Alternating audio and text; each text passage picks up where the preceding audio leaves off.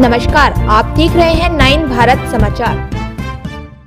नमस्कार, आप देख रहे हैं नवभारत समाचार। मैं हूं नेहा राठी। आइए देखते हैं आज की बड़ी खबर। वरंगल सांसद कदियम काव्या ने कहा कि ऐतिहासिक श्री भद्रकाली मंदिर में भव्य आयोजन होगा। उन्होंने कहा कि मंदिर में आने वाले श्रद्धालुओं को कोई परेशानी न हो, इसके लिए सभी प्रबंध किए गए। वरंगल शहर के प्रसिद्ध भद्रकाली मंदिर में दशहरा शन्नावारत उत्सव का भव्य आयोजन शुरू हो गया। वरंगल सांसद कदियम काव्या और पश्चिम विधायक नयनी राजेंद्र रेड्डी ने दीप प्रज्वलित कर समारोह का उद्घाटन किया। मंदिर के पुजारी, शासी निकाय के सदस्य, आम जनता, श्रद्धालुओं ने बड़ी संख्या में इस समारोह में भाग लिया। इस अवसर पर बोलते हुए कदियम विधायक राजेंद्र रेड्डी ने कहा कि ऐतिहासिक श्री भद्रकाली मंदिर में भव्य आयोजन होगा। उन्होंने कहा कि मंदिर में आने वाले श्रद्धालुओं को कोई परेशानी न हो, इसके लिए सभी प्रबंध किए गए हैं। ప్రారంభమవుతున్నాయి. నేను వరంగల్ వెస్ట్ ఎమ్మెల్యే నాయని రాజేంద్ర రెడ్డి గారితో కలిసి ప్రారంభించడం జరిగింది.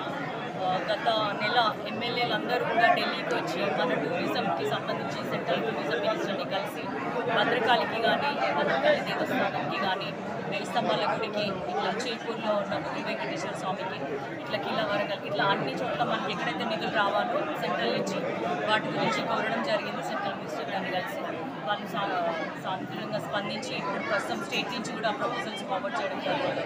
సో రానున్న రోజుల్లో ఇప్పుడు ఏదైతే మనం చూస్తున్నామో ఇన్ని డెవలప్మెంట్స్, రానున్న రోజుల్లో భద్రకాళి అమ్మవారిని ఒక్కటే కోరడం జరిగింది. మీకు రావాల్సిన నిధులు ఖచ్చితంగా మీకు చేరి ఇంకా మన ఆలయాన్ని అభివృద్ధి చేసుకోవాలి, దానికి మీ ఆశీస్సులు ఉండాలని కోరడం జరిగింది. భక్తులందరూ కూడా ఈ 9 రోజులు వచ్చి మీరు అమ్మవారిని దర్శించుకొని మీ ప్రేయర్స్ చేసుకోవాలని పూజలు నిర్వహించాలని చెప్పడం జరిగింది. అదేవిధంగా సద్దుల బతుకమ్మ, దసరా పండుగ శుభాకాంక్షలు అందరికీ తెలియజేస్తున్నాను.